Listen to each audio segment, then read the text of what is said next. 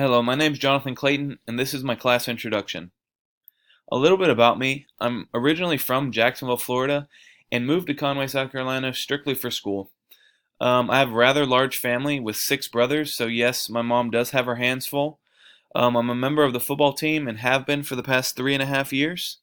And with the little downtime I do get away from school and from sports, I do enjoy learning and expanding my knowledge on topics of interest for myself, as well as fishing.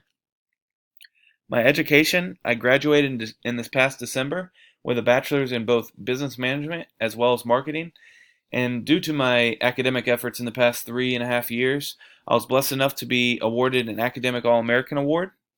As for my future aspirations, I don't have anything currently lined up due to the fact that I do have quite a while left in my school, but I would love to follow my interest in marketing and become the CMO of a large organization one day.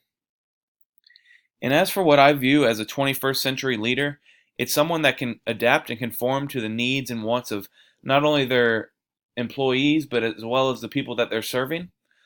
Someone that's able to balance the ethicality of decisions and situations with the benefits derived from those situations. And then also someone that's able to align business goals with the motivations of their employees or colleagues in order to drive the best results possible.